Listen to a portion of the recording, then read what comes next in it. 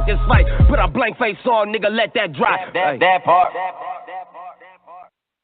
I'm in the street. All I know is that first, you've got to get mad. You've got to say, I'm a human being. God damn it. My life has value.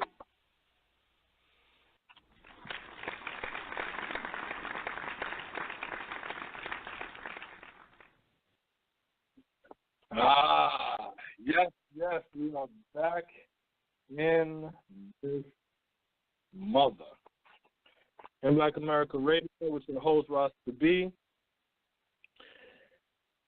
Man, this was a very trying week. And today's show we're going to talk about Korryn Gaines and the hypocrisy in Black America. Guest calling number 646-716-4654. We're going to speak on it, and what I mean by the hypocrisy in Black America, what I mean by that is the black people who want the hamburger but don't want to kill the cow.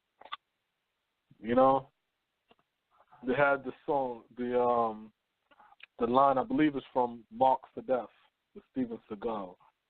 And Two-Face say, everybody want to go to heaven, but nobody want to die. Everybody want freedom. But, it's ugly. It's ugly, and it's multifaceted. And one of the most disrespectful things that I hear coming from black people's mouth is condemning black people who do get fed up to the point where they'll say, I will risk my life. I will put my life on the line to have some correction in America. It really irks me.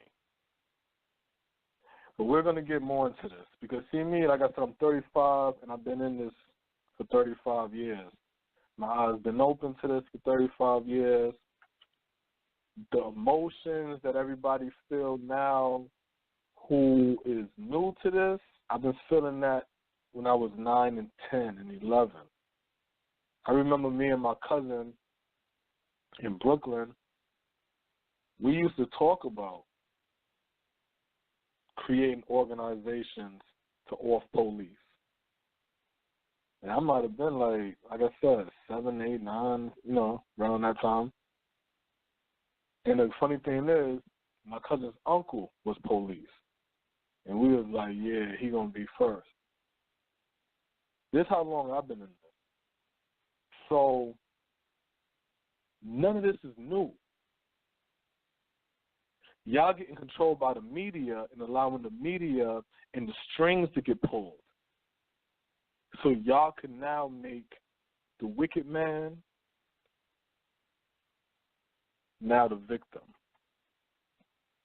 And that black man, that black woman, or that black child, now they the wicked one. That's how powerful the media is. Some of y'all who woke up should have stayed asleep because it's ugly. This thing is not sweet. It's very ugly. Just like in the Matrix. Go back and watch. The white dude, I can't think of his name, who switched sides on the whole movement. Remember, he made a deal with the agent, and he said, "Put me back to sleep. I know this steak ain't real. I know this money ain't real. I know this world ain't real. But I don't want to live in reality. I want it back easy and simple, me going back into this fake facade world that you have me in, where I'm just being used for my energy. But when your eyes is open, it can't be closed. Some of y'all seeing the ugly side of what America is. This is not a new America.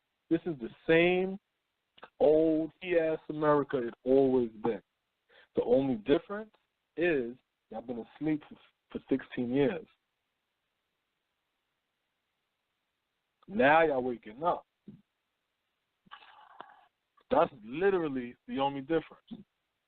So what's going to happen is I'm going to be reading from a lot of different books so we can dive back into the history of what this is. But before I do all of that, I have to bring in none other than Smoke. Are you there? Yo, what's good? What's good? You can hear me?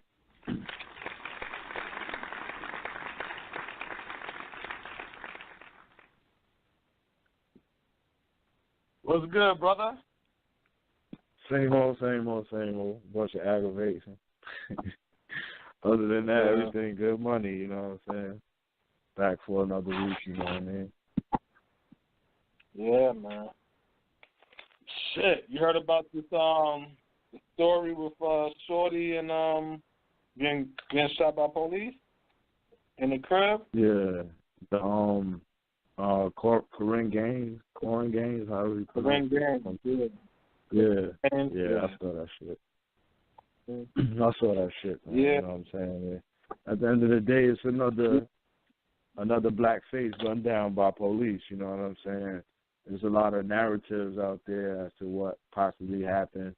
I know she being painted overall as like the instigator, you know, although when you look at the story, you know, they say police shot first, you know what I'm saying? So she is definitely like you know, it's a tough one because, you know, you see her and, you know, she's being like, they're showing like older videos of her where she had a run in that she... Nah, we're not going to go too deep. I just wanted to know, did you know about this story? You got to handle that story with kid gloves because that's a sensitive story. You know what I'm saying? But, like always on Fridays, what's been going on in the world of Smoke? Shit, man, same shit, man. Work, trying to build my shit back up, you know what I'm saying? And, I mean, this week in particular is just, you know, just getting used to my new role at work, you know what I'm saying? Like, that's been going pretty good. Like, I can't complain about that, you know what I'm saying? But other than that, just the overall vibe of the week was just like a rebuilding, you know what I'm saying? Like, you know, making sure I got the basics and shit, you know what I'm saying? Like, just changing certain shit up and you know, concentrating on the, you know, the foundation of, you know, myself and, you know, what I could build for my son, you know what I'm saying? So that in my mind, that was like the overall vibe, like, going on in my head, you know what I'm saying? But, you know, like I always say, it's the same week, life of a black man, you know what I'm saying, up and down, you know what I mean? But overall, it's a good week and shit. I was listening to 2 Chainz. 2 Chainz got a new mixtape out. I guess it came out today or recently or whatever. Yeah, and I'm like, that shit's not all right. I can't even run. That shit is rocking. But on one of the songs in particular, and I can't even remember the song, I didn't look it up, but he say, if you woke up this morning, you winning, you know what I'm saying, or something to that effect and shit, you know what I'm saying? So that line has just been running in my head and shit, you know what I'm saying? Shout out to 2 Chainz and shit. You know what I'm saying? So that's what it is. Yeah, look, you got some scenarios in life, man. You wake up like, damn, I'm still in this bitch. Yeah, what's up, you know what I'm saying? So I've never been one of them dudes that believe that shit. Nigga, you alive, so nigga, we in jail. We spending the rest of our lives in jail. You know what I'm saying? Or some shit like that. Like, man, get out. Yeah. If you looking I at the word, posed a question like that to. See, I posed a question like that to Bubs once. And I asked Bubs, I said, would you rather get the death penalty or life in jail? So he was like, life in jail. I said, give me the death penalty. You know what I'm saying? At least I know I ain't going to be in that bitch too long. You know what I'm saying? So yeah, he was put like, you on death penalty for fucking 30 years. Yeah, definitely. No, I mean 30 years. It's 30 years with me and my dolo cell. You know what I'm saying? Shit, until I'm about to be dead. You know what I'm saying? Where shit, life in jail. Shit, you around all that crazy shit all day. Number crazy shit. And then guess what? Your ass might live to 120. You know what I'm saying? Shit. So my whole shit is like, man, fuck that. You know? If I can't live free, then I don't see a point in living. You know what I'm saying? And if I got to live the rest of my life with a bunch of dudes, homos, crazies, predators, sadistic COs and guards, like, you can live here, or you can stay here on death row for 30 years. But I took that shit more of a positive shit, like, you know what I mean? You got an opportunity, you know what I mean? Your ass can get up and go. You got an opportunity to right whatever wrong you made yesterday or whenever. You know what I'm saying? So when I heard it, that's what resonated to me, you know what I'm saying? So, yeah, I get it. You know me, I'm pro-violence. You know what I'm saying? Some of these niggas don't need to be breathing air. That's how I feel. Yeah, I mean, I Some hear of you, these but guys, I mean, it's waste of air. You know what I'm saying? So, you know. But I get it. You got to be positive and all that shit like that. But some of these dudes, man, I'll be like, man, you're a waste of fucking air. Like, you should really hit the restart button because you're just fucking up the community. Like, your whole present, your whole existence is just, like, you ain't bringing shit positive to the world. Like, get the fuck out of here. These be the guys that end up living to fucking 1,000 years, 1,000, you know what I'm saying? Then the good kid, you like, man, that's going to be a bright brother. As soon as he turn the corner, he get gunned down. And it's like, damn, man, a good one gone. So, I guess it is what it is. I'm into my violence. So, I was reading, I got some stuff I had, I got wrote down from a long time ago, like 2009. And, I might have to read this again. This is some deep shit. Yeah, but I've been writing some of my thoughts down from 2009, so I'm looking at it again. It's pretty interesting. But they have something I want to read from this woman called Maria Stewart, right? But before I get into Maria Stewart, I want to bring up, again, just to get into the topic of today's show, guest calling number 646-716-4654. Press 1 to speak.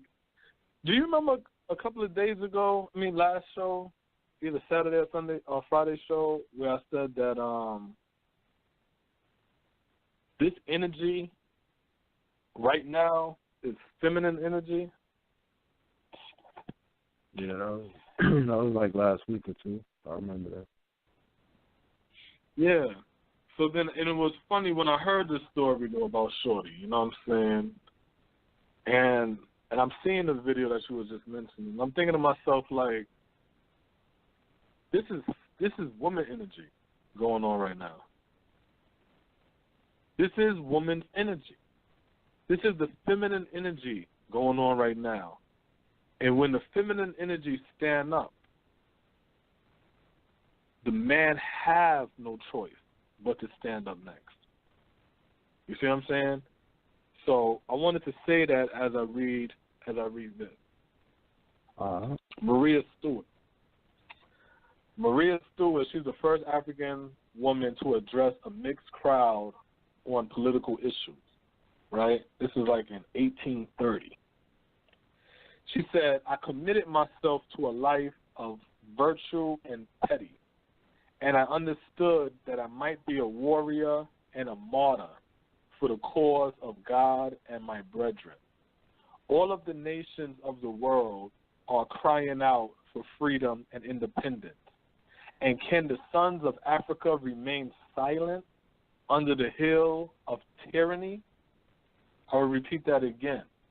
And can the sons of Africa remain silent under the heel of tyranny? Why should man any longer deprive his fellow man of equal rights and privileges? How long shall the fair daughters of Africa be compelled to bury their minds and talent beneath a load of iron pots and kettles? Now they bury their heads in goddamn reality shows and strip clubs. Maria Stewart in the 1830s, Maria Stewart gave speeches all over Boston, which is interesting because I have a story about Boston, offending both black men and black women. Because when you stand up and when you dedicate your life to the cause, and when you say to yourself that you understood that you might be a warrior or a martyr for the freedom of the black man, woman, and child, when you understand that, you will offend black men and black women. And when you offend black men and black women, that's how you know you're doing right. She says, throw off your fearfulness and make yourself useful and active members in society. Have the sons of Africa no soul? Feel they no ambitious desires?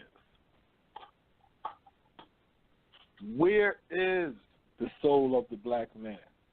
And where is his desire to lead? Where is his desire to create and to build and to protect? How did we get bred? Because I heard this before, somebody talking about breeding certain traits out of pit bulls. And then I think about the black race and the black man, and are we being bred to be docile creatures? Is that why there's so much homosexuality in the black community, especially amongst men? Are we being bred into being docile creatures now? I mean, because you could say that. Yeah, go ahead, because I'm about to pull another. I mean, you could say that because, I mean, your world is more difficult being a strong man. You know what I'm saying? It's like standing up for yourself, trying to have a strong family, you know, is difficult as a man. You know what I'm saying? So, like, for example, being opinionated at work, you know, standing up for what you may feel is right. You those type of men, especially black men at work, in corporate America, you don't get the job. Whereas you see the person who just does everything, doesn't, you know, has no backbone, you know, those may be the person that actually move up in society. When you speak of gay men, you see that in particularly with them. They get the jobs, they move up within corporate America. They don't have any different talents than a straight black man, but you see it. And so it's like you can almost understand, I wouldn't even say understand, but you see that in men where it's like those images get banished away. They destroy those images of strong men. You know what I'm saying? So I think that definitely is the case. You see that. You see that all throughout. I'm gonna add this in. You know, this ain't what I wanted to speak on, but I just want to read this line. This is from The Destruction of Black Civilization, right? Page 145. The two who carried on. I wondered out loud whether the black race is lacking in one quality that seems to distinguish Caucasians and explain the reason for their long domination on the earth. Their deep concern for their posterity, the future role and welfare of their white offsprings to the farthest generation. The blacks as a race, on the other hand, have been so split up and preoccupied with current problems that they seem to have lost this deep concern about the future of their motherfucking descendant. Now, how long have I been saying on the show that this change is going to happen through the youth? It ain't going to happen through us. You see what I'm saying? But we keep walking around thinking it's us when it's the youth. And we have to pass this shit down through our generation. It ain't us.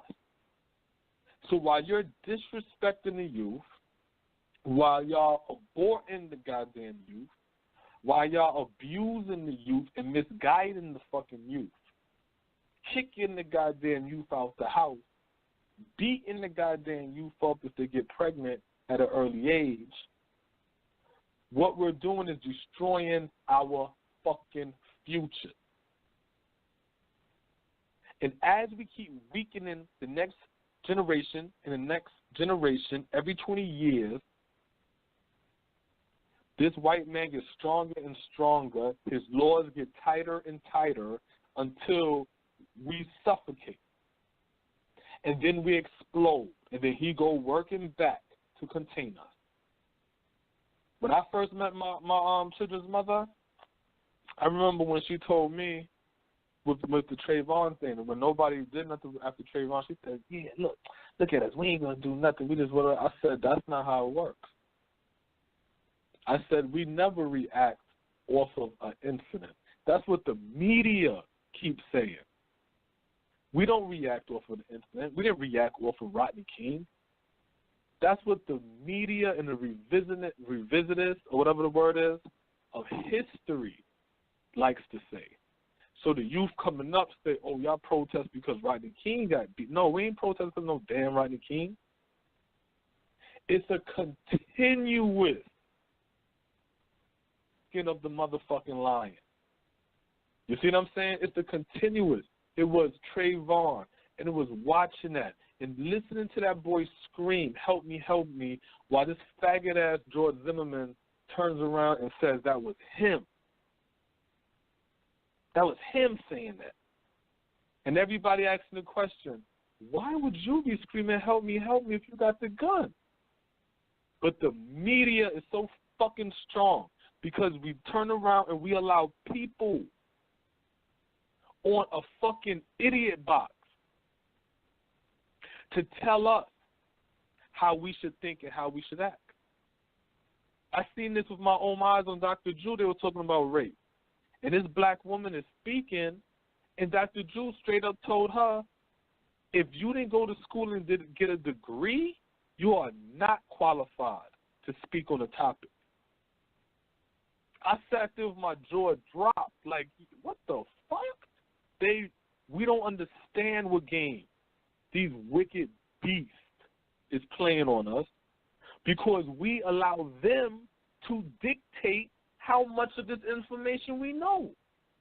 So to go back to what I was saying with my children's mother, I told her that's not how it works. It's going to be a continuous of this bullshit. And then we're going to reach the boiling point where we can't take it. Just like D.L. Hughley, I can't take it. What's his hashtag, Smoke? I can't take it or something like that? Or enough or something like that? Oh, yeah, he got some hashtag. Yeah, D.L. Hughley got a hashtag like, enough is enough, or I can't do this no more, some shit like that. But that's the whole thing. This is if we study our history. We don't got to go all the way to Imhotep and shit like that. We'll go all the way to the 90s, 80s, 70s, 60s, 50s, 1900s, early 1800s, 17s. You know what I'm saying? We ain't got to go all the way far, AD, B, and all that. We ain't got to do all of that. We'll catch up, and we'll see. You go back 60 years, and you'll see a pattern. The best pattern is to start from the 1900s. From the 1900s all the way now, that shit is broke up into 20s. In every generation, they do this. The next 20 is in 4 more years. Why this is the most important election. You see what I'm saying? Y'all not going to hear this until fucking 2019 after shit happened. That's how this weak-ass goddamn community works. So, you know what I'm saying? But go ahead, Smoke. Let me find Queen of Zynga so I can be her part.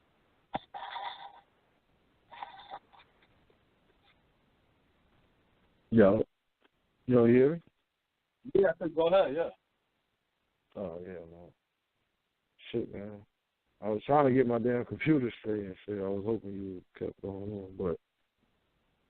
Oh, no, I mean, I could rock. You know what I'm saying? I just wanted to stop because I was looking for this Queen of Zynga quote that's in The Destruction of Black Civilization, because I want to, because I know she also makes a cry to the black man.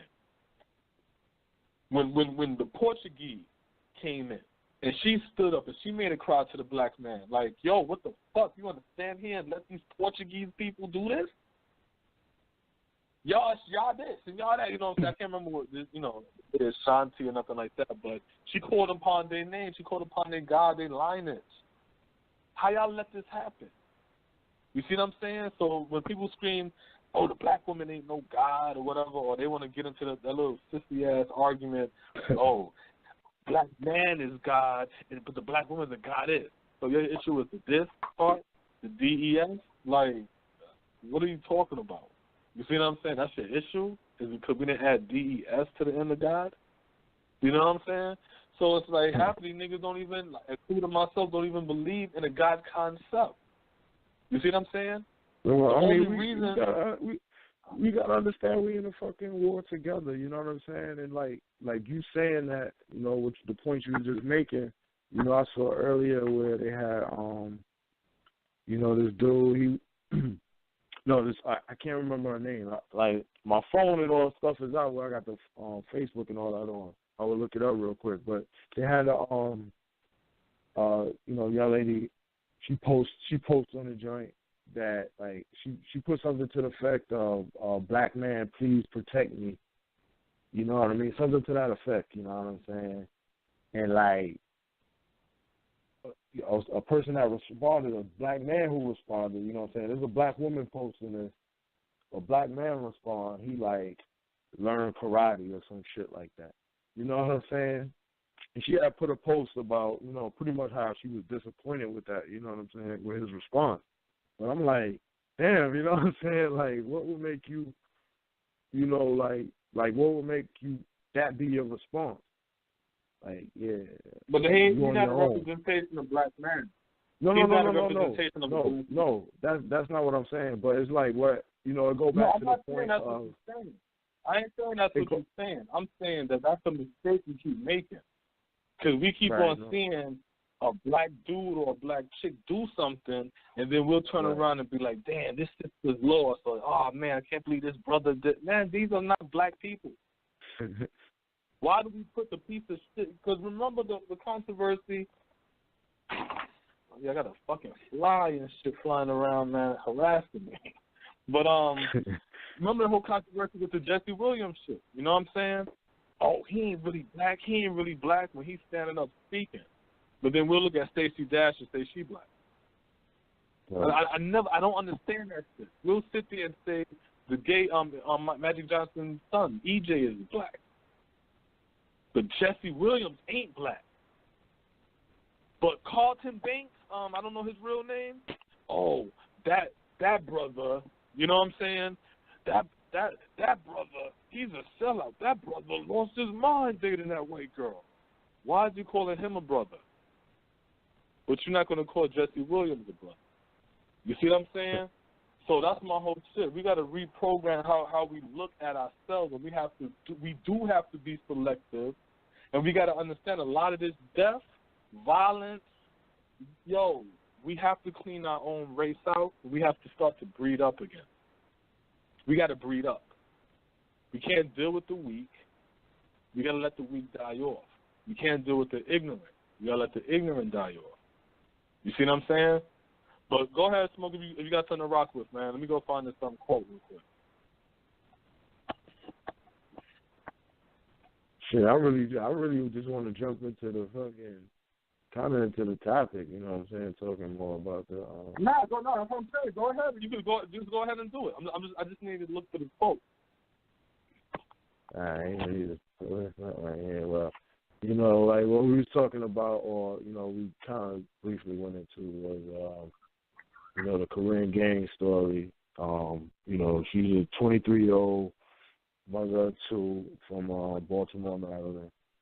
And, you know, we've all heard the story now with her being, you know, gunned down by police in a, you know, supposedly a standoff. I think the dynamic in that story is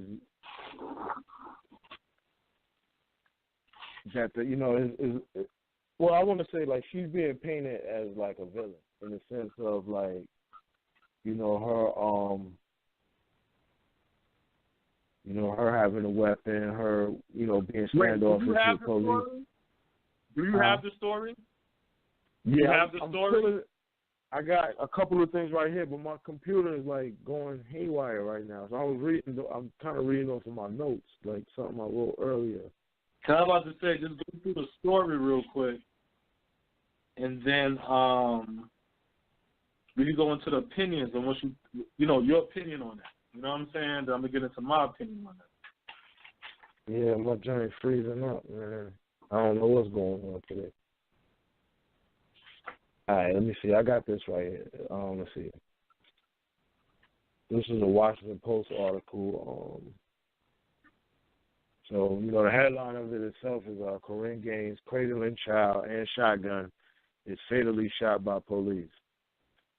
So the story is 3 officers with the Baltimore County Police arrived at Korryn Gaines' apartment around 9:20 a.m. on Monday, this past Monday, to serve warrants for her and as well as a man that resides there, you know, presuming her significant other.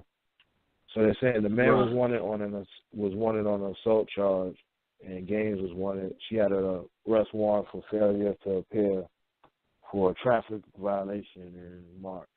So they said after 10 minutes of door knocking, even though they could hear people inside, no one responded. And so officers obtained a key to the apartment, and they found Gaines sitting on the floor. Her 5-year-old son was wrapped in one of her arms, and her other hand was on the shotgun. So this is being recorded. So they're basically saying 3 things is happening. Somebody's recording. She has a gun in one hand. She has her son in the other hand. So I don't know how she's doing all that, but so they're saying around 3 p.m. after several hours of negotiation, police say Gaines raised the gun at officers and told them that she would kill them if they did not leave. Police officers opened fire. And so they quote in Police Chief Jim Johnson, perceiving not only her actions but her words she used, we discharged 1 round at her. In turn, she fired several rounds back at her. We fired at her again, striking and killing her. Tragically, in this circumstance, the child that was also in the dwelling was struck by a round. So the young boy, 5-year-old, you know, he got hit by a bullet also. And they were saying that during this time, the man that they came for the warrant, he left with her other child, which is a 1-year-old child. But police are saying that they put him into custody. And so they don't have any body camera footage. The police chief Jim Johnson was saying that they don't know if there's any body camera footage. You know, coincidentally, they don't know where it's at. And so, yeah, I mean, that's pretty much the gist of what they're saying as the story. You know, I saw another video where it's posted of her son talking. And, you know, this is like the aftermath of it. And I'm not sure who's interviewing him or asking him questions, probably a family member or something. And, you know, he was pretty much saying, like, you know, that police shot him when he ran. You know what I mean? So, like, in his words was like, you know, they pretty much came there to kill him. You know, it's a 5-year-old speaking, but, you know, she's asking the question. So it's a lot of things involved, you know, a lot of questions involved in it. But the dynamic that I've been seeing was a lot of blame placed on her. But you saw that, like, let me back up a little bit. They also showed a video of her in March where she had, and maybe this is the same incident that where she got a ticket and it was a failure to appear. Nah, they were saying that was the ticket. Yeah, they were saying how something about how she that was supposed to be the catalyst or whatever to the whole thing that came next after that. Right. But before you continue, I want to before you continue, I want to touch on Black civilization. So this still ain't the quote I'm looking for, but something that I ran across. So this is from Destruction of Black Civilization, White Devils from the West, page 255. It is not true that all women and even children were likewise marched in chains. This would have been unnecessary anyway because we had learned that these black women are so loyal to their men that they would follow them even into hell. Capture their men, and you did not have to capture them.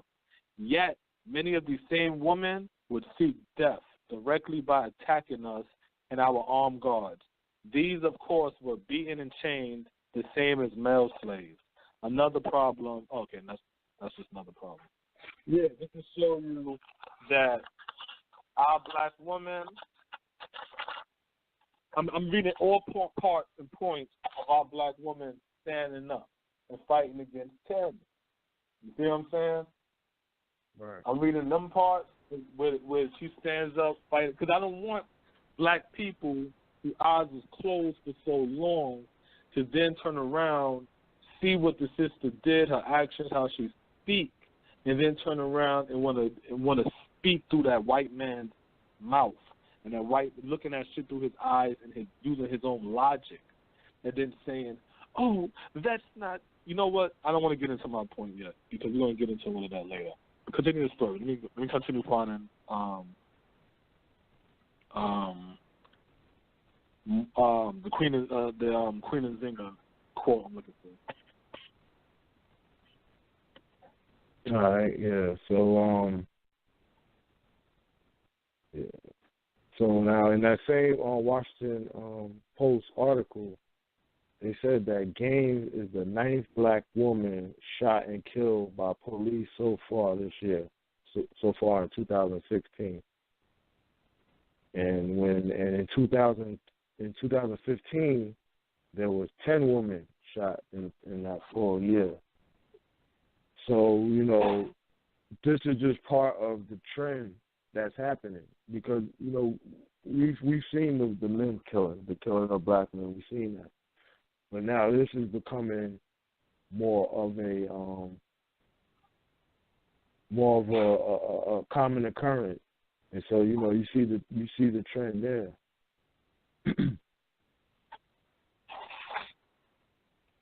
Yeah, but peep this. So they're talking about the slaves, you know, the slave trade, especially in the Congo region, right? They said the greatest number of these enslaved men, the women and the children, as they got captured for following and things of this nature, fighting back and, you know, whatever, they said the greatest number died from poison, which hundreds of women would conceal on their bodies for the purpose, passing it to friends and kinsmen in the darkness of night before giving it to their children and finally taking it themselves. All this slowed us down during the night when we should have moved faster because it was cooler. Yet the dead and the dying had to have their chains chopped off from the living. Many babies were deliberately smothered to death by their dying mothers. You see what I'm saying? And then here's another part here. And while the Congolese kings now harass us in their attempts to check the spread of the trade, the real danger is in the Angola region, the region of the Black Terror, in the form of death-defying Black Queen Anne Nzinga. Well, and some people just say Zynga, maybe the N is silent, I don't know, but you know how we do. Right. Whoever heard the woman general leading her army in person, The truth is that she is the greatest military strategist that ever confronted the armed forces of Portugal. You see? Her tactics keep our commanders sweating in confusion and dismay. You see? Her aim is nothing less than the total destruction of the slave trade. So we can't look at our sisters when they do stand up and then us as men turn around and want to criticize. That's the same cowardly shit that was done in South Africa when the white racist apartheid government, who never spoke to the ANC, said when Winnie Mandela started to burn the snitches in Soweto, them crackers got so scared,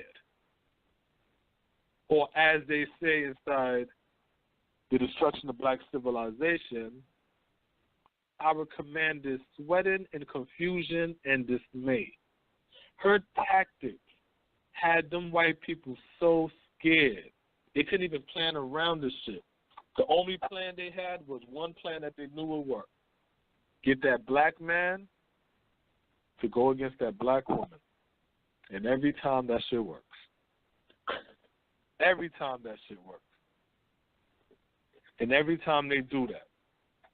You see what I'm saying? Right. Go ahead, Smoke.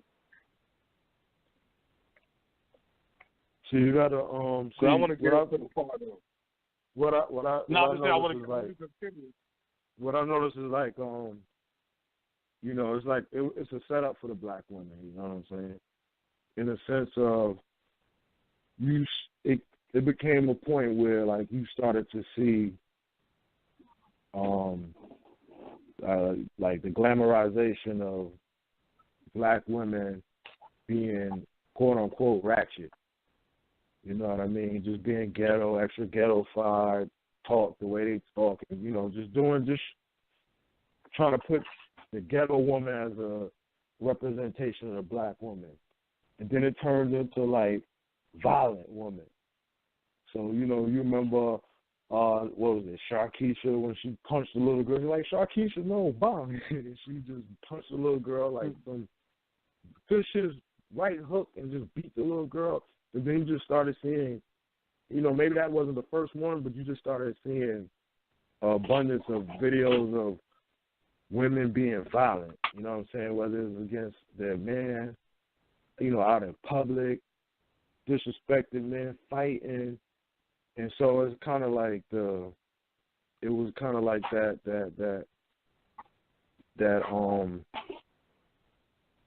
period in time where, you know, they just started putting dirt on the black woman, you know what I'm saying, and destroying her image.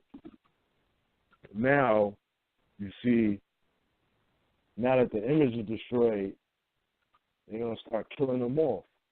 And so it's like a progression, you know what I'm saying? And so during that time of her name being tarnished, you know, you see black men, and just everyone, especially just black men, really, you fuck everybody else. But, you know, you see black men, we turn our back on them, like, we ain't trying to deal with no ratchet. Then you have one or two situations, like dealing with yourself in your personal life with women, and you see that image out there, and it's like, nah, you just turn your back on a woman, you know what I'm saying? But it's really all a big setup, you know what I'm saying? So with that image out there, we look at it like easier to be like, man, I ain't trying to work things out with my baby mother. I ain't trying to. All they trying to do is destroy your life. And, you know what I'm saying? You know, you see that image of just men being torn apart, and that's what we think about as black women. Like, it's oh, not man. an image, though. That shit ain't an image. That is literally white people understanding of how to deal with each other, and we adopted that. Right. That's that war, sex, and the sex wars and all that dumb shit like that. But let me drop some of this right here on the people. The queen herself Damn, this fucking fly, man. The queen herself had dropped Anne from her name when she discovered that baptizing a black into Christianity meant surrendering his soul and body not to any Christ, but to the white man.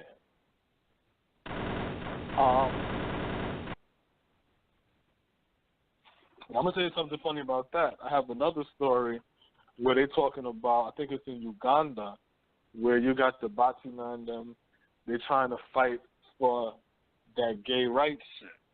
And one of the signs I seen was,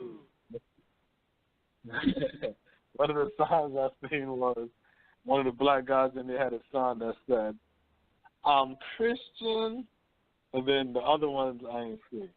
Or maybe it said I'm gay, I'm Christian, and then something else I ain't see. But I know one of the lines in there was I'm Christian.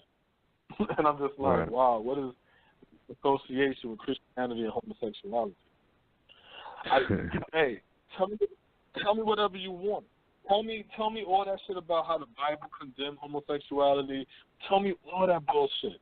But you know what you can't tell me? Why there's so much goddamn gay people in the Christian faith. Straight up. You can't tell me. You can't explain that to me. You know what I'm saying? Like, why is there so much homosexuality in these churches, in this cult that y'all call a religion, which ain't nothing but superstition? Why is that? Why is wherever Christianity is spreaded, homosexuality end up popping up in these same places? They go hand in hand. So if your book is it got to. Because how do your book condemn some shit, but wherever it goes, this shit pops up? But when your book wasn't there and your ideology wasn't there, none of this homosexuality was there. But soon as the missionaries start coming through and shit, now niggas wearing wigs and shit. Now niggas singing falsetto and all kind of shit. You know what I'm saying? It's just crazy shit. You know what I'm saying? So that's what that was, right? So then it goes, black unity was now seen clearly as black power. And that meant an unconquerable people. This is what the Portuguese figured out. The Portuguese continue to be amazed at this display of black unity and under woman leadership at that. Wait a minute. Let me read even a little further up then. It goes, the written record, no matter how slanted, supports the oral record. For in November 1627, she crossed the borders back into her country at the head of a strong army, made stronger and stronger as her loyal chief and wildly cheering people, including her fanatically devoted freed men. She freed the men. Flocked to her standard as she swept forward to recapture the Kazan, the Kanza, Cuanza, stronghold held by Philip I, and put him to flight. The Portuguese continue to be amazed at this display of black unity, and under a woman's leadership at that. Black unity was now seen clearly as black power, and that meant an unconquerable people. Black power is black unity. Black unity is black power. And black power and black unity means we are an unconquerable people. So you cannot scream black power if you're not screaming black unity. And you cannot scream for the unity of black people, but then say, but I'm not on that black power shit. It don't work. And if you want your people to stand up, it goes hand in hand. It's a gun and a bullet. It's a gun and a bullet. When you put black unity inside your gun called black power, that's how we defeat this goddamn system. That's how we defeat the system. You dig that, Smoke? Nah. That's how we do it. It's 100. You 100 on that, man. You 100 on that. Yeah. Gotta come together. Gotta keep that black mind. And I've seen this shit. That's the whole shit. Man, I really wish. I thought I might have highlighted this part, but I can't find it.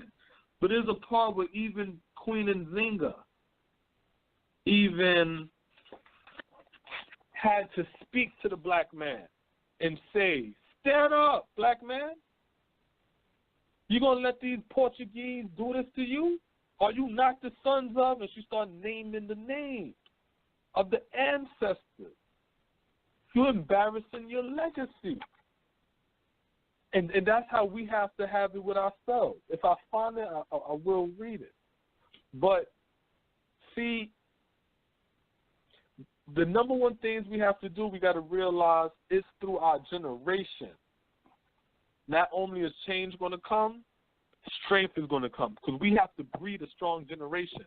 Breeding a generation of bitches ain't shit but hoes and trick as a mentality for black men. Screw every chick you see. Get your body count. Participate in making your woman practice in homosexual activities. No, you know what I'm saying? Abusing her, lowering her and things. No, none of that is black power. None of that is black power. None of that causes black unity.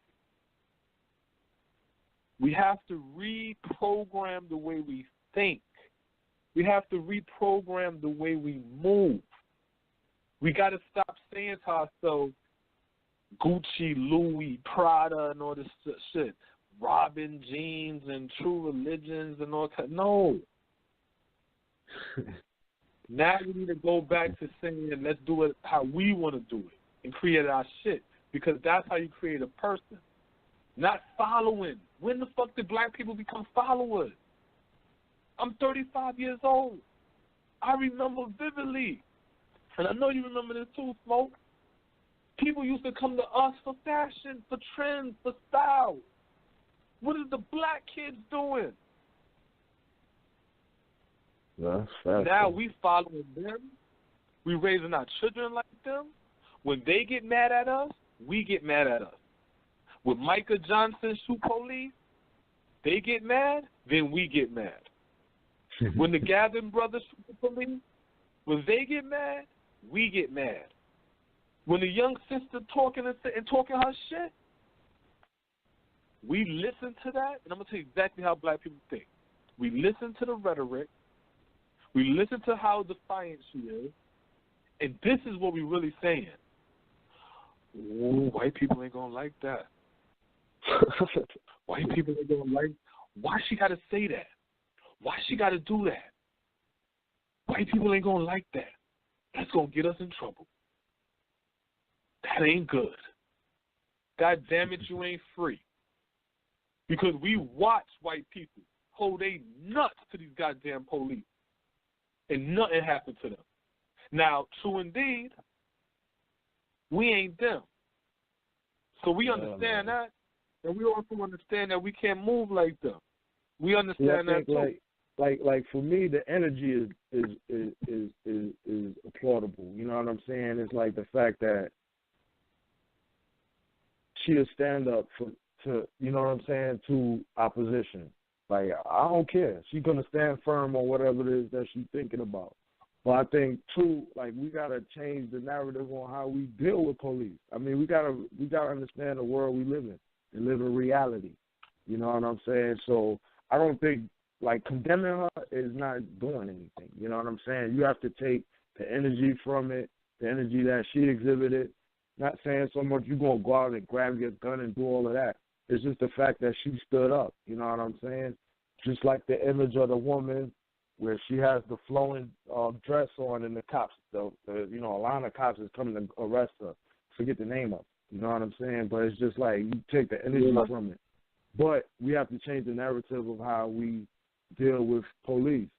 And you know, I just hate placing blame. You know, people like, oh, she should have did this and that. Because like you said, you see it all the time where whites, they deal with police different. They deal with police like peasants. Like, get the fuck out of here. What are you doing? What are you doing? We also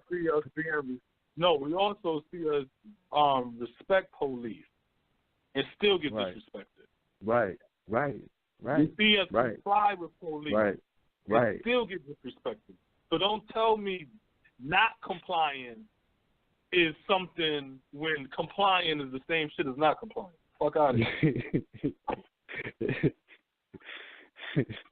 I feel you on that, man. I definitely feel you on that. You know what I'm saying? And that's the dynamic we deal with.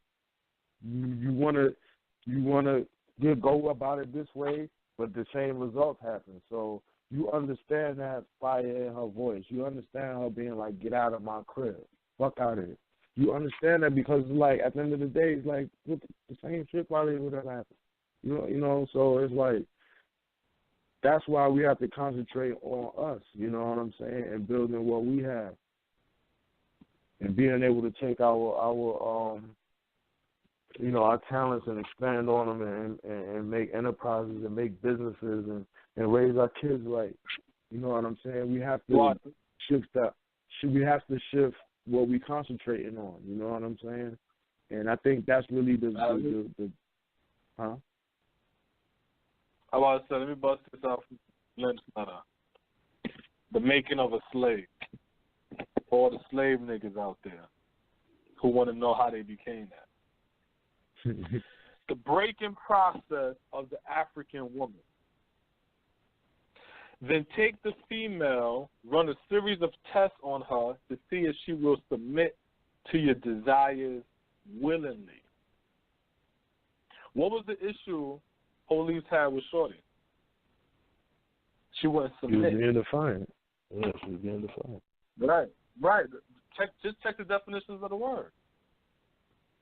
Test her in every way because she is the most important factor for a good economy. Oh, you mean the $1 trillion we spend a year? Oh, okay. If she shows any signs of resistance in submitting completely to your will, do not hesitate to use a bullwhip on her to extract the last bit of bitch out of her. I'm going to read that again. Wow.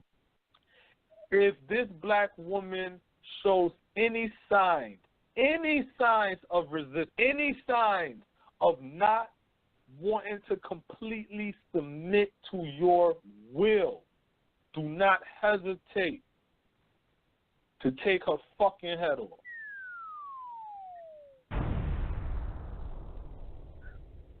So don't tell me this is some new shit, and don't tell me what should have and should not have happened when this is a motherfucking plot. This is a plan. This is a goddamn strategy. This is social engineering. I'm going to constantly poke at this community until they fucking erupt, because we're no longer fighting the Arab no more. We're coming back home, and we have to find another goddamn people to attack because we are nothing but warmongers. And that's what the goddamn white race is. War fucking mongers. And once they got their ass kicked overseas, and now they back here in fucking America, now they're going back to public enemy number one, which is the goddamn black race. Open your fucking eyes. Go ahead. And that's why I say that, you know, we have to have a different interaction. And not so much the interaction, but I think we have to be more so covert. You know what I'm saying? Yo, you don't have to let motherfuckers know where you at. A wise man can play the role of a fool. You see what I'm saying? So sometimes we have to use our consciousness to get us out of certain situations. I'm pretty sure she ain't want to die. I mean, I can't say that, but nobody wants to die. You can't speak for her, because you got to remember, the brother who busted Let me take it this way. No, hear what I'm saying. The ones that's busting shots, they shooters. The ones that's protesting is protesters. The one that riots is rioters. The rioters is not the shooters. The shooters is not the protesters. Everybody got a role. So when she play her role, we got to respect her role. When he play his role, we got to respect the role. That's not to say you got to do it or I got to do it, but we got to respect each and every one of our roles. Go ahead. Right, but what role was she playing? Like, you had your kid there. You see what I'm saying? So it's like, I get it. Mm-hmm. And I'm not trying to blame the sister because I understand the energy. No, you know what I'm saying? But I can't hear you. What? I said talk your talk. Nah, so, but what I'm saying is, like, she has her kid there. That we've been speaking on for the most part of this, the history of this show about improving the future. You're going to allow how you feel in a certain situation to affect your kid? That little boy could have got killed too. And so it's like, I understand, sometimes you have that spirit in you, that shooter spirit, like, fuck that, I'm going down with it. I get it. You know what I'm saying? But sometimes everything ain't for every situation. You know what I'm saying? And so, to my opinion, a part of consciousness is being able to avoid certain shit. You know this is going on. Baltimore, they done beat Freddie Gray's ass and killed him. You know this goes on in your area, so you have to be smarter, sister. You know what I'm saying? And not just her, just all of us. You can't just go out saying, oh, I'm conscious, I know I'm a sovereign, this and that, or whatever your stance may be, and police got you, and they kill you. How conscious was you? Because you just let them know that you are the enemy. You one of the guys that we need to get rid of. So we have to be more covert and shit. So it's like, I understand, like, the gung-ho shit, but that ain't going to win it. They'll kill all of us. Pull them over. Yeah, you one of them? That's an old 1960s mentality because there's an old black, I can't think of the damn black dude's name, but he said, the question was about going back to Africa. And he said, well, if we won't go to Africa, then wouldn't that be easier for the white man just to drop one bomb on Africa and kill all the black people at one time? So it's like, this is not a new, none of these mentalities is new. This is an old, like, watch this right here. This is from the destruction of black civilization. The two who carried on, page 141. The people who accepted a slave or inferior status as their lot in society were the kind Aristotle had in mind when he referred to men who were born to be slaves. On the other hand, those blacks who migrated or fought to the death rather than accept slavery were those who were born to be free. So this is in our blood, and some of us is for it and some of us is not. And that's what I mean when I say everybody got their own role they play. You might have a brother decide, you know what, I don't feel like living no more. Strap his shit up with some fucking bombs, walk up inside the fucking precinct and blow that shit up. That's not for us to say, I would never have done that because we got to take care of our kids. No, but that brother decided to do that. You see what I'm saying? And we got to stop turning on these brothers and turning on these sisters who decide to say, I'll be a martyr. Because I'm going to tell you who don't do that. That Arab don't do that. Think about that. That Arab don't do that. They strap that bomb up, they blow up that shit, right? And you don't hear Arabs saying, oh, Muhammad, oh, why did you do that? Why did you blow yourself up? We could have other ways to handle this. No. They say we accept him. That situation don't apply to her. If you want to say Michael Johnson, I get it. But I'm saying it's like she didn't get nobody. She didn't kill anybody. You know what I'm saying? It's like no, unfortunately. But he could have sparked something within somebody. Who you talking about? Who you talking about? Shorty. I said her action could have sparked something in somebody. That her death might be the death that sparks, or one of the deaths that sparks a resurgence of manhood in the black man. that makes the black man so. say, God damn, I hope so. I can't watch that. If that's the result of it, then salute. You know what I'm saying? And salute anyway. No, but she a black life. Huh? But we can't wait until that happens and then say, oh, okay, in retrospect, let me now say salute to her. But when she first did it, nah, we have to stand. I'm standing on my point of. I'm standing on my point of.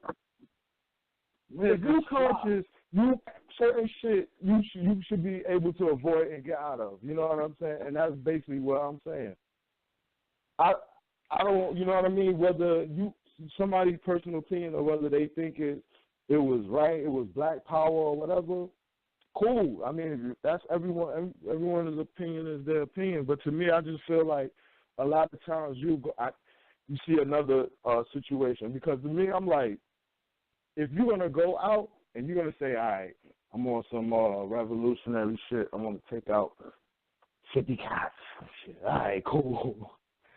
But then you get bagged up for tickets where you could have just went to jail and came out and did your master plan or whatever. But then you just die right there. It's like it's like a shooting. I don't know. You know what I'm saying? To me, it's just like, when I look at it, I'm like, sometimes we gotta be smarter. We gotta move like we really come to. And some of the shit that they showed her speaking about, like sovereignty and things of that nature, it seemed like she was informed on certain things. But to me, it's just like, when you know you at war, act like you at war. You know what I'm saying? It's like, you're a prisoner of war. They have you right there. Is the end game just to, go home and go out? If that's the end game, then cool. But I didn't really see an end game for her, especially with her son being there. It wasn't like you wasn't. If she was by herself, then I really don't have no argument. It's like, fuck it. You ain't want to go in. It is what it is. You know what I'm saying? I understand it, but for you to have your child there, me as a man, it's like, all right, I'm going down. Would never endanger my kid for something that I got myself into, whether it's black power or not. Like, come on. That's just how I feel. So I just feel like the energy, yes, I get it. You know what I'm saying? But to applaud it, again, I wouldn't go out and try to, like, diss the system, because that's not ultimately what I want to do or say. Like, that's just what's crazy. Now, I don't, like, that's not the point that I'm trying to make, and I hope that's not how I'm coming across. But I just feel like we got to be smarter. You know what I'm saying? Especially people when you see that stand behind a conscious stamp. You know what I'm saying? It's like, yo, move smarter. And then just in that case, I just felt like with your kid there, you can't let it escalate to that type of situation. You know what I'm saying?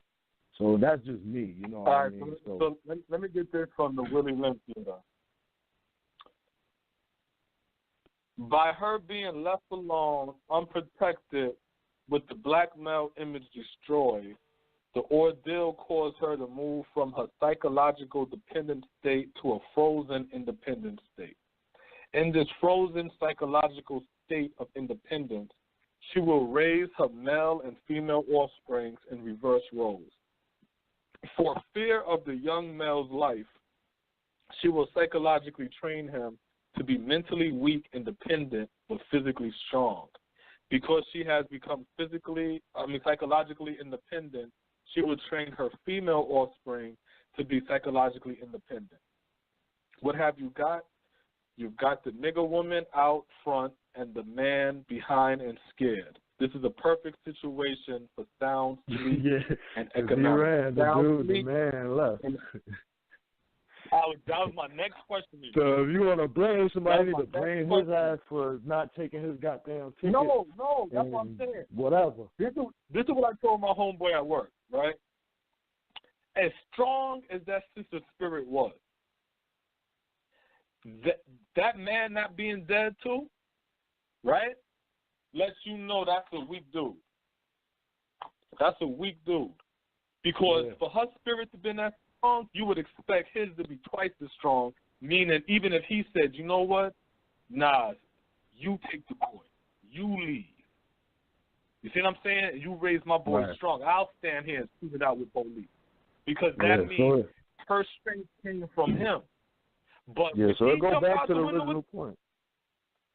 No. When he went and left, jumped out the window and left, and she stood there, that goes right back to what have you got? You've got the nigger woman out front and the man behind and scared. And that is the perfect situation for sound sleep, meaning for the white race, they can sleep quietly now, and economics, because she's materialistic. So go ahead, what you were saying. No, I'm just saying, like, because, I mean, a lot of what I was saying was not based on the fact that he left, you know what I'm saying? So, I mean, at the end of the day, when you really take into account that, you put the whole story together, not just that small portion of her interacting with the police, his ass left, you know what I'm saying? And it goes back to, the point he was making earlier, or the question he posed was, whether we were breeding, all of the strong mentality of the black man was breeded out of him. And in a situation like that, you would think it's like pretty much that's a family right there. The man, the woman, the two children, you know what I'm saying? And so, that situation occurred, police come there, you would expect for him to stand front and center, handle whatever got to be handled, let them hide somewhere or whatever, you know what I'm saying? So, I mean, at the end of the day, you know what I'm saying? It really is on him. So, it's not to point her as any weakness or anything like that. You have to point it back to the man because, I mean, he was dead. You know what I'm saying? See, and that's my whole shit. It's like typical black. We got to go back into the literature. We got to go back to the literature because none of this is new. None of this is new. For me to be 35 years old and I'm starting to see this shit repeat itself, that's fucking scary. But, again, I'm 35 years old, meaning 5 more years I will be 40. 40 divided by 2 is 20. Every 20 years they play this game. So I'm supposed to be seeing this shit happen twice. You see what I'm saying? I'm supposed to. It just trips me the fuck out because I'm watching this shit and I'm like, damn, yo. Like literally. I remember when I first met my children's mother and she was like her eyes was closed. But in society everything was masked. And me talking the same way I'm talking now, seeing her parents and shit and people I know, they looking at me like, nigga, you bugging. It ain't like that no more. I remember a joke I used to always have was when people say, I can't believe it's 2009 and racism stuck its ugly head out. And then 2010 comes. I can't believe in 2010 racism stuck its ugly head out. And then 2011. I can't believe. And I'm like, what the fuck is going on? This is the same funky-ass America that has always been. Y'all now seeing it because when Bush came into office in 2000, the country was divided. I wonder if people even remember that. Trump is dividing the country. Barack is dividing the country. The country always been divided. Always. There's always been a fucking white America and there's always been a black America. That is not new. It's always been like that. For the last 35 years of my existence on this planet, it's always been like that. And when you talk to people 40 and 45 and 50 and 60, they're going to tell you the same shit if they honest with themselves. If they honest. This country always been divided. It's never been unified except one time. That was 9/11. And when 9/11 happened, that's when black people thought they was fucking Americans. That's what happened. And then we started to exhibit the same racism as white people towards other groups, ethnic groups. We started to carry on their parenting skills. We started to carry on their speech pattern. Now we buying little dogs and Shih Tzus, and now we got everything. We started to emulate white people. Now we're dressing in their clothes and all kind of stuff, and we're designing this, and we just love being accepted. Oh, that's how it was. Then when Barack became president, and white people was booing Bush, and black people like, wait a minute, I said fuck Bush, and this white person next to me said fuck Bush. Wow, we're the same. And then when Barack became president, literally, racism is over. How can America be racist when America have a black president? Now that the black president his time to be president is over. Now the high is coming down. Now we crashing. Now we going through withdrawal. Now we're like, damn, police killing niggas with no gun? What's going on here? It's always been happening. Police brutality. Racism? Always. Donald Trump is saying, they always talk like this. You're now coming into reality. You're now opening your eyes, seeing what the fuck this world always been. So my whole thing is, once you get these black people, that's like, oh, hell no. I got accustomed to that fantasy world y'all sold me. Now y'all want to put me back into reality, and this is what reality is? Oh, y'all really don't fuck with us? Oh, y'all really gunning us down like this? Tasing us to death? Handcuffing us and shooting us and then saying we did that shit? Throwing us off the bridge? Handcuffs, killing the brother and then saying he jumped off the bridge? I can't remember what state. This was in the Midwest. They got the video of them brutalizing this brother, yo. And then he dies in police custody, right? And then they're going to have this footage of somebody in the back seat saying they wanted to die. This is how wicked, because you can't even find this on YouTube no more. They end up, like, what you see is when they put the brother in jail, it's daylight. When after they brutalized him and taser him up and all kind of, the brother didn't even have no energy to stand up. They was dragging him. He didn't have on some Freddie Gray shit. His legs wasn't moving.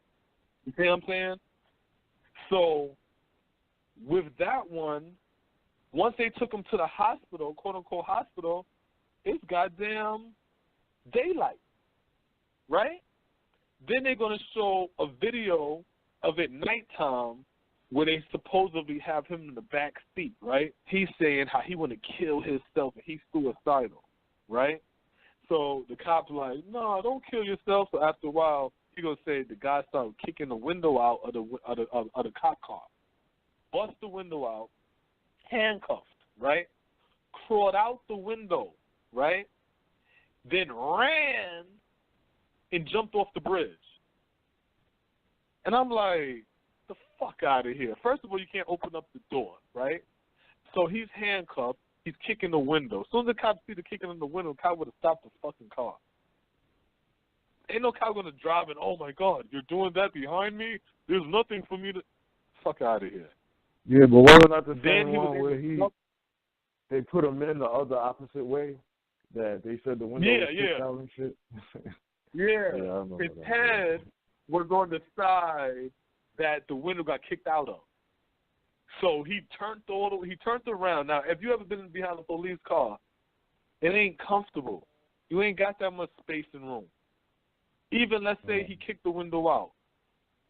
He jumped out the window. He was able to jump out the window and run and jump over the bridge before you even was able to open up your cop car. You see what I'm saying? They've always murdered us. None of this is new. The only reason why people think this is new because they were sleeping on this damn time. So that's my whole shit. You know what I'm saying? Like, yo, this is what it is. This is what y'all called for, right? Everybody screaming Jesus, Jesus, Jesus, but then when Jesus crossed the border, the niggas want to get mad. Y'all screaming revolution, revolution, revolution. God damn it, this is what it looks like. You can't then turn around and say, well, we need to be a little bit more polite with our revolution, a little bit more thoughtful, a little bit more courteous with our revolutionary practice. The revolution is a lot of different things, you know what I'm saying?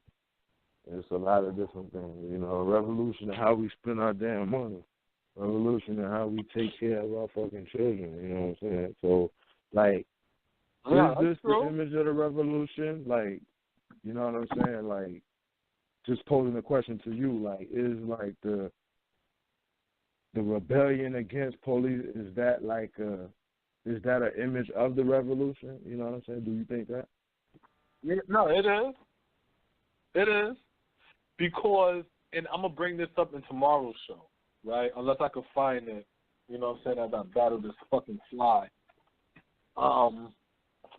But there's an old CBS special where white America stood up against police,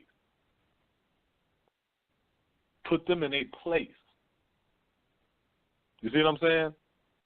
That's why, or one of the reasons why white police is so hard in the black community. You see what I'm saying? That's why. Because I'm constantly on white boys too. On that one. Yeah, I'm gonna get that. I saw that the other day, and I was bugging out. I need to watch that so I can fucking get down and chop it up on that. But maybe I might find it before the show's off.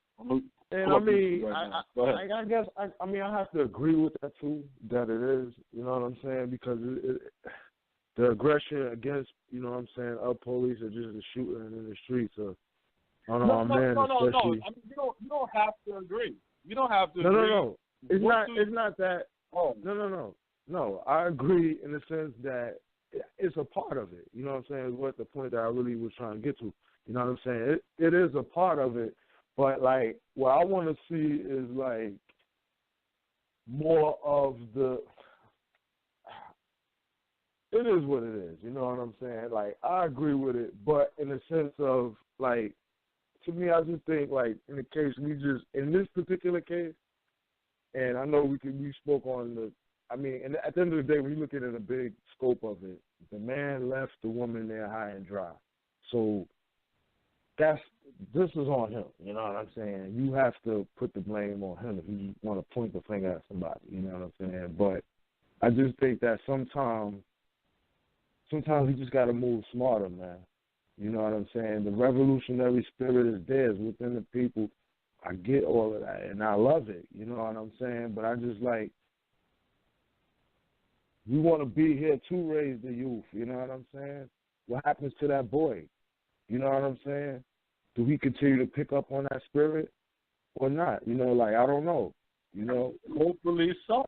Yeah, hopefully he do continue to pick up on that spirit. Hopefully so. You know what I'm saying? Yeah. Because it feels like his mother had that in her. So, you know, a lifetime of her molding her son and giving him jewels and shit, you know, you want to be there for that. We understand that we at war. We're going to have casualties of war. I get it. You know what I'm saying? We know that. And you know, blessings to that sister, her family, you know what I'm saying? Like, because at the end of the day, it's a black woman who we lost to police murder, you know what I'm saying? So it's like, at the end of the day, that's what we're looking at, you know what I'm saying? Another one lost at the end of the day, you know what I'm saying? And how we're looking at it. See, my whole thing is this. My thing is this. We done watched Scott Walker run and get gunned down by police, right? And what was the outcome of that shit? Why he run? Why he run? So it's like, it don't really matter. We're always going to be the blame, the catalyst, or whatever to whatever. So at the end of the day, because this is what I'm saying. It's going to be some of us who ain't going to be able to take it, who can't sit down and just strategize and all kind of shit. It's going to be some of us that's going to say, nah, fuck this, nigga. I don't want to live. Fuck it. I ain't got shit going on. I'm ready to take it to that level. You know what I'm saying? So that's my whole shit. They've always been there, and we need that. Because if these people don't feel like, yo, shit could pop, then they're going to keep on taking shots at us. Yeah, I mean, I can't. Just the reality of what it is. I can't disagree with that, you know what I'm saying? And I guess it's just at the end of the day when you look at, you know, knowing your role, you know what I'm saying? There you go. I'm more of a strategist, you know what I'm saying? So for me to be like, yo, the enemy got me, and he don't even know he got me, you know what I'm saying? And I slid out. That was the part of being smart, you know what I'm saying? Like, that's just me, you know what I'm saying? It's something, everybody look at it different. But I think at the end of the day, like, we just got to learn, you know what I'm saying? Whatever we taking from that shit, it will have to come back to black unity and protection of the black woman, you know what I'm saying? So the real issue is finding out, hello?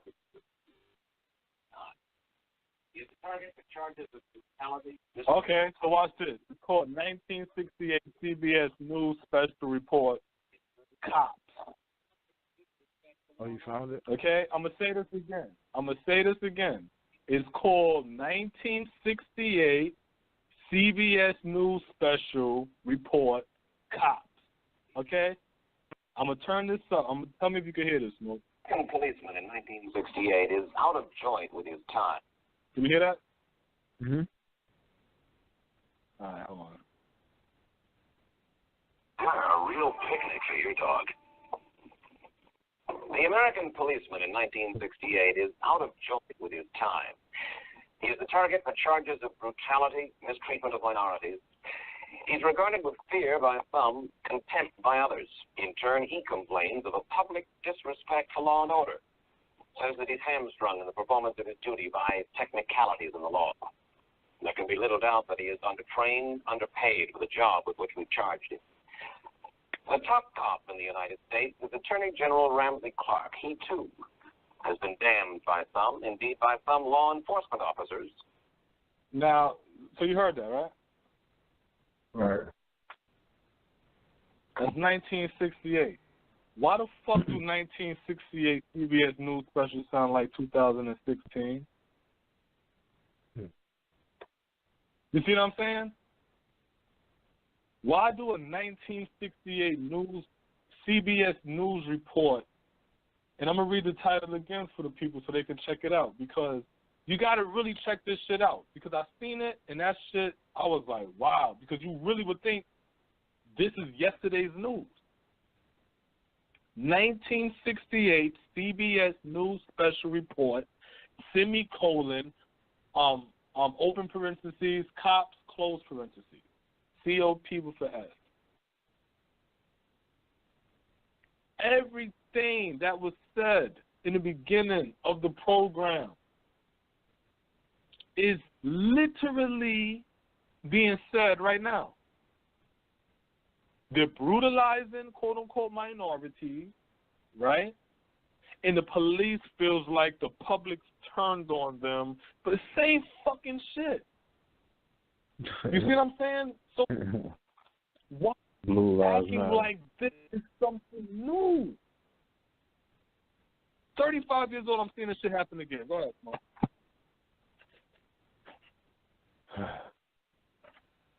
That was crazy right there. But but you gotta check it out though. You gotta check that special out. Because when you watch it, the people stood up against police, and if I remember the documentary correctly, it was not black people. You got to hear how the white people was talking about police and their place in society and what their role is in society. White people talking about police. 1968. You see what I'm saying? And when you understand that, then you're going to understand why police is cracking our heads. You've got to look at that special. That's why I keep reading from The Destruction of Black Civilization. I'm reading Queen and Zynga. I'm reading Maria Stewart, a black woman. I'm reading. I'm even going to read from David Walker's Appeal real quick. First and foremost, we need to think together. So this will play into what you're saying, right? Which I do agree with also. First and foremost, we need to think together as a people, but also to focus on the individual change. No, on the individual.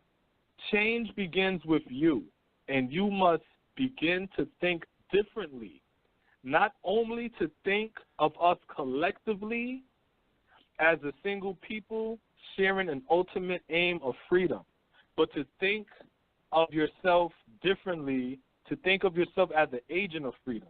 So we have to look at ourselves as agents of freedom, right? And we have to move as individuals of betterment of ourselves for the collective goal of the people.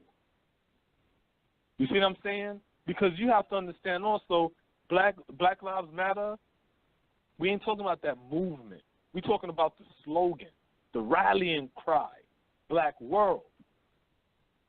You got black people in Europe stopping traffic in airplanes and things of this nature. Black people in South Africa standing up. There's black people standing up. You see what I'm saying? For what's going on, because they understand. A lot of these black people outside of America, they dealing with their own tyranny amongst their own people, but a lot of them is living amongst themselves. You see what I'm saying? Where they can look at that black skin and look at it as beauty. We are the ancestors of the oppressed, still interacting and dealing with the ancestors of the oppressor. You see what I'm saying? That reality ain't never changed. For another way for people to understand it, imagine if after the Holocaust, the Jews was released out the concentration camp,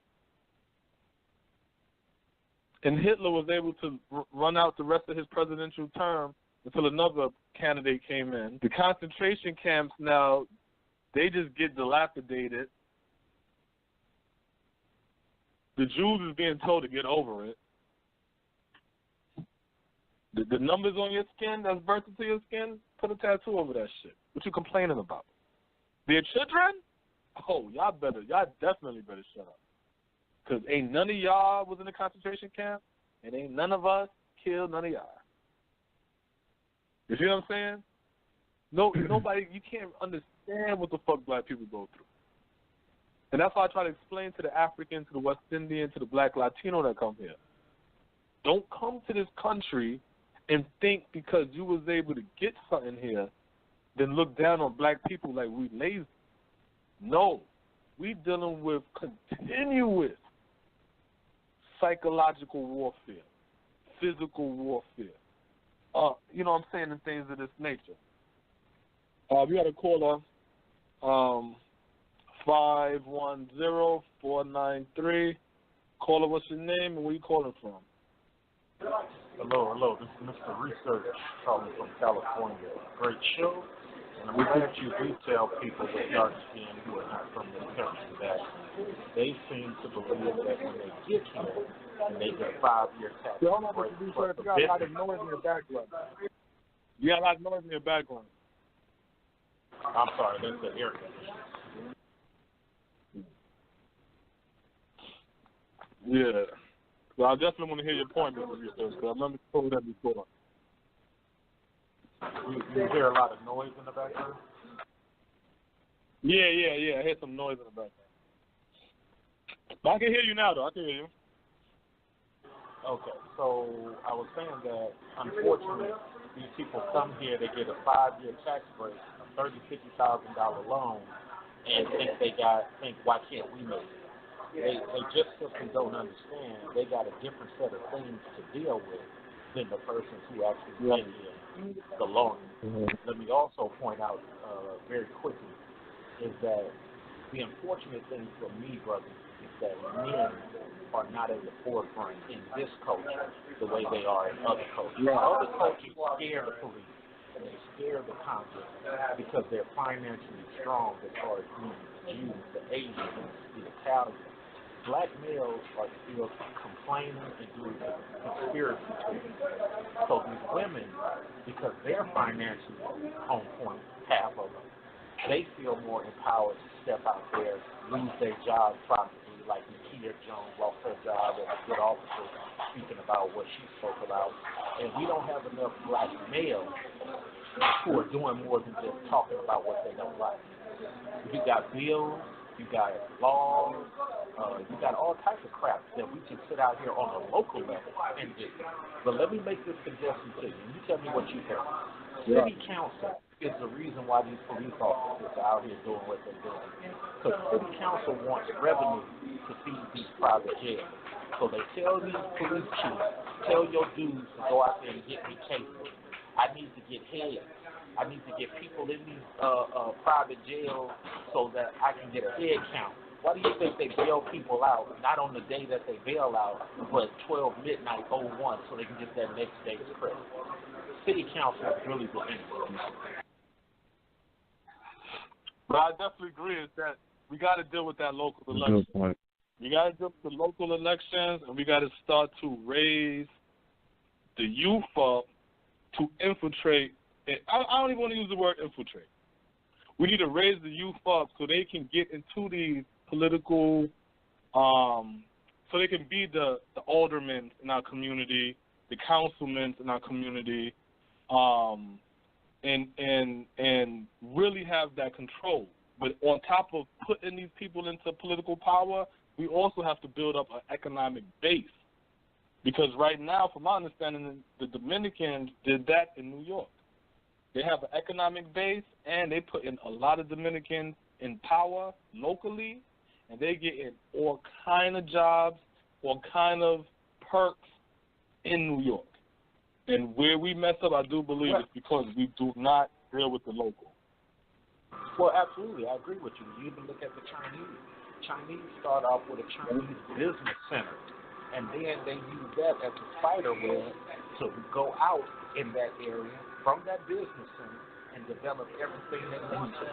Africans used to do it.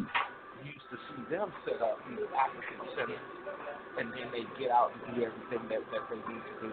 I'm part of the Black and Latin Council in Atlanta.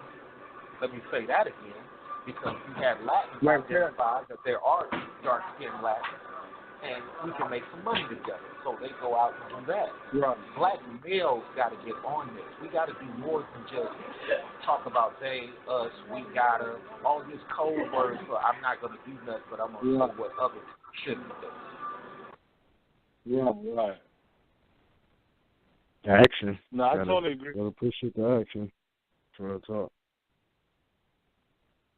No, I definitely agree with that. I wanted Mr. Research to expound a little on what the Chinese business, what do you say, business center? Yeah, business center. The business. Yeah, can you expound more on that, just to give the listening public an idea of what that is? Absolutely. I start by telling you, okay, well, I got a house in Atlanta. So when I go to Atlanta, I see these hotel brothers. I see the brothers with the megaphone talking about what black women ain't doing and blah, blah, blah. So I said to 12 of these brothers, I said, hey, 12 of y'all, have y'all started y'all own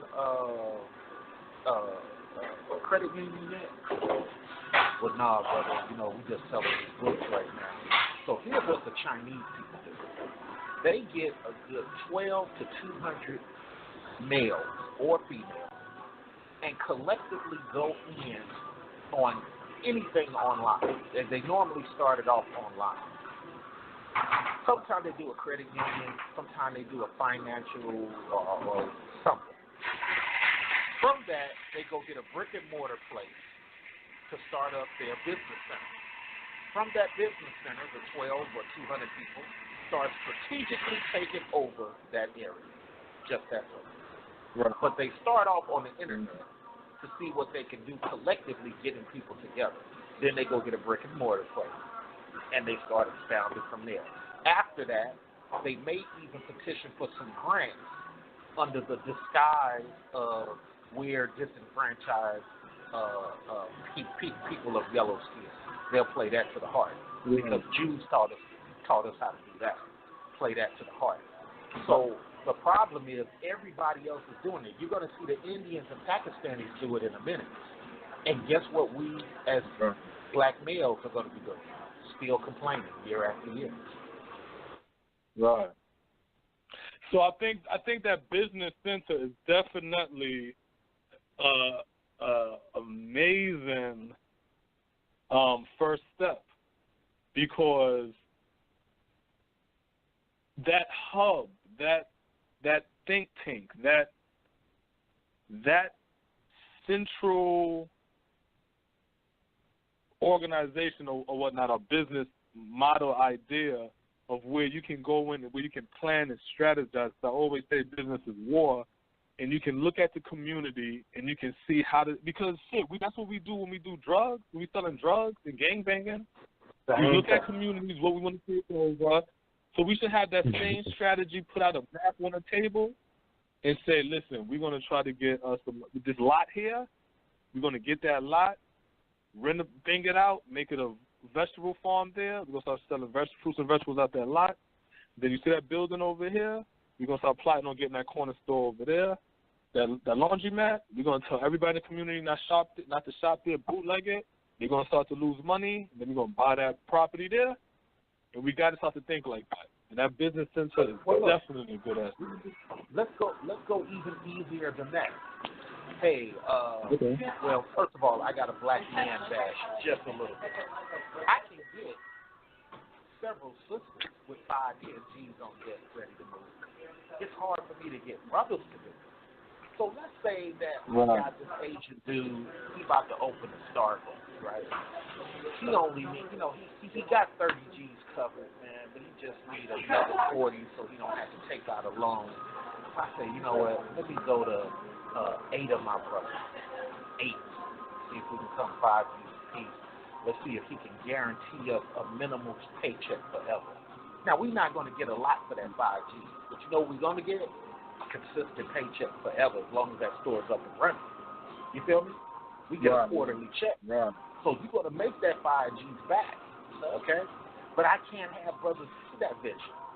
Or maybe there's a dude making a movie, you know what I mean, and he's short. Look at the brother who made the Miles Davis movie. He couldn't get no funding. Right. So he had to go back to the white man, and the white man said, yeah, I'll do it, but we need a white star up in this movie. This is what the brother publicly said. Don't get the money from my people. You feel me? So it's like at some point in time, what's really cracking? They making Black Panther movie right now, right freaking now. How many of the brothers with super loot is up there like, hey brother, I know you from the hood. You a third-time director. You just made this Creed movie. I want to see you do well, man. What do I need to do to make sure you do well? You probably got Will Smith and a couple of other dudes do it because that's what they do normally. But where's the other brothers? Where's the brothers with the extra million for the strip club that's just like, you know what, man? Let me put this into you. Just send me the check of whatever I can get back. So that's what the problem is, my brothers. I mean, respectfully, we can talk about all this killing, but this stuff been going on for a long time. We just now seeing it because of the video. Yeah. Okay, let me break this down. I'm gonna be quiet. I don't want to take up the mic, but I need to say this to the public. So Ronald Reagan started off talking the same thing Trump is talking now, the same exact thing. He sits up there and opens up the immigrants because President Ike, he kicked out all the immigrants. Same thing Trump is talking about. He kicked out all the immigrants. Go research that. So then comes along Bush 1. Bush 1 feels like what Reagan did was stupid, so he tried to undo everything, crack everything. He tried to undo all of that, right? So here comes Clinton. Clinton said, bump that crime bill. Let's put them monkeys back in jail. But what Clinton didn't realize was a bigger evil. Your mom, your uncle, when they got their car stopped for a driver's license, there wasn't nobody towing their car. They left them joints on the side of the road so a person can come back and get their vehicle and keep it moving. But what that crime bill did is say, hey, city council, can extort money from these citizens. Yeah. Let's tow their car and give them a time period to get it, and if they don't get it, we'll sell it. And next thing you know, the city council is on the same board for 10, 20 years. Because guess what? Black folks don't vote locally. So right. we keep extorting. My last point is, then you look at George W. Bush. This dude did the Patriot Act in 2003. Well, you know what that did, brother? Mm-hmm. That is what we see right now. Now an officer does not have to have probable cause. He is doing computer policing. He's saying that you got a warrant, like the girl that got killed in her home. That was a city ordinance. That was the tags on a car. You put a warrant out for that? Mm-hmm. Yes, according to the Patriot Act, we can do that. See, and it happens because we as black men allow it. We are not voting. We are just complaining. Respectfully, I say that. Right. No, that's real spit. That's real talk, man. That's real talk. Now, always enjoy your calls, Mr. Research, because you always drop that heavy information, and it's factual. Right. So, good word call. up. Great Good call. call.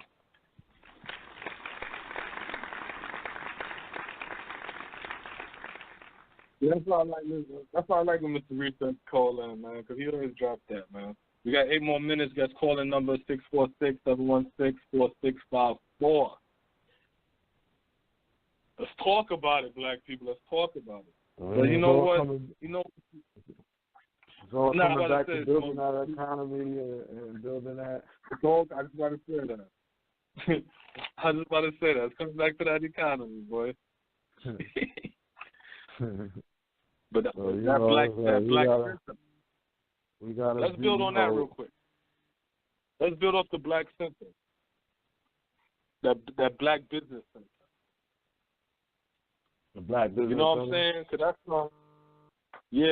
that's some real shit. You know what I'm saying? So if I understand him correctly, he was pretty much saying bringing together a think tank, pretty much, and building from there. You know what I'm saying? Yeah, because I like the whole taking over the community, because that's something that we do. So we can't sit there and say we don't do it and we can't do it and we don't know how to do it. We know how to do that. We know how to do that because we do that. You see what I'm saying? So we sit now and we complain, because remember we had that conversation probably off air where I was saying it trips me out that unconscious people, and that's just really the power of knowing yourself, unconscious people, you'll see them take all the risk. You know what I'm saying? They'll do all the stuff and achieve all of that stuff. And then that same unconscious person, once they get conscious, then they act like they can't figure out life no more. And it's like, no. It's all of this is the same thing. The underworld is operated the same as the world above. It's operated the same way. Remember back in the day, Smoke, when to be slick, black people used to say, I'm not a drug dealer. What do you used to say? Well, I'm a businessman. Nah, I'm a street pharmacist. Oh, yeah. Remember what I said back in the day? Yeah. I'm a street pharmacist. You know what I'm saying? That's how what we said back in the day. I'm a street pharmacist. You know what I'm saying? Because we knew the one selling the drugs is a pharmacy. So what's the difference? That's how wise and intelligent we was then. Now we using the fucking drug. You know what I'm saying? Now we use that shit now. Now we the junkies now. Going to our dealer, which is CVS, Dwayne Reed. You know what I'm saying? So we got to reverse this shit. And one of the things too with the taking over is you sit there. Definitely that credit union. Because I was trying to. I want to study that and figure out the whole science behind that, because once you're able to, I know you got to have a certain amount of bread to even start. So like, I think last time I read it was like 250, but you know. 1,000, but there was like to start a bank. So once you have a bank,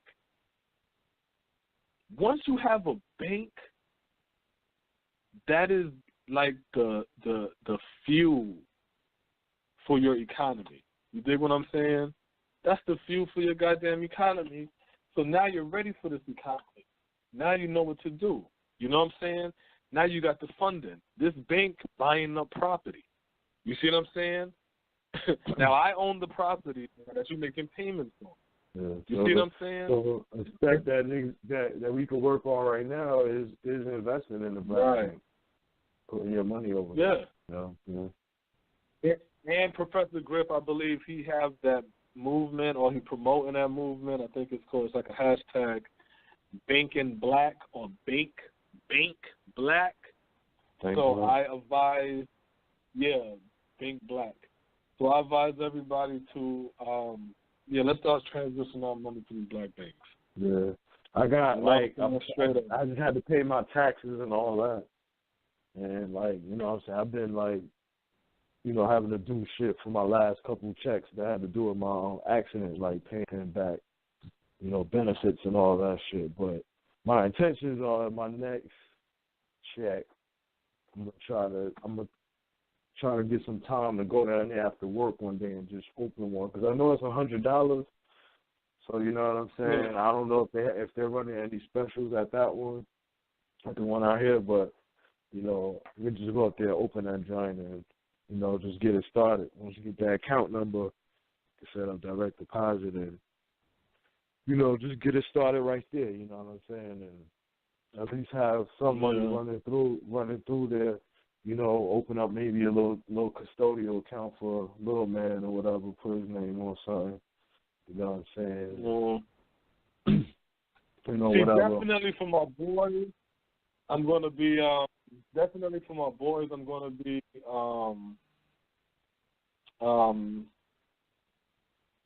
getting their banks is going to be black banks. But with me, I probably open up a CD or a savings. You know what I'm saying? More like a savings there. Something just to stash the money there, because my shit too. Yeah, that's what it would be for. Yeah, like, because I can't really move my accounts that I have. I mean, I can, but it's like I would lose the advantage of, you know what I'm saying, what I got and shit. So it's like, you know, I might not be able to take advantage of that again. So it's like, you know what I'm saying? Yeah. But it would be more so for like that's what I'm saying, on a realistic level.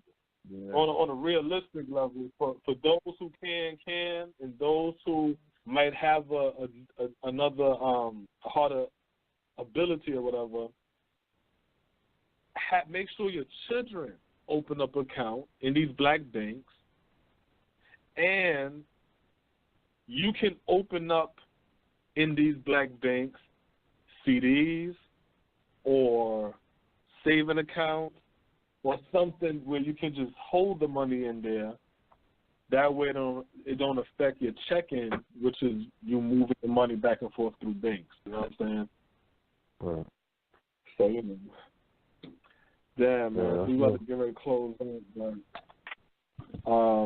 yeah, man. There's some crazy shit, man, going on. But I definitely say that we do have to fast forward and speed up the economic aspect of this whole game. What do we do next? Let's really start to change the way we think about ourselves. Let's change. Think of yourself as that agent for change. Think of yourself as that agent for freedom. And make sure everything that you're doing, everything you're teaching your children, you're doing with the effort of pushing the race forward. You understand what I'm saying? Because a better you is a better us at the end of the day. And once you raise your children up, that's a new generation fighting, coming up with a different mind frame, a higher mind frame. You know? What you got to say, Smoke? All of that. Nah, man. Buy black, stay black, preach black, raise black. Yo, be black, man. Be proud of it, man. And definitely get this economy up. I'm in the street. All I know is that first, you've got to get mad. You've got to say, I'm a human being. God damn it. My life has value.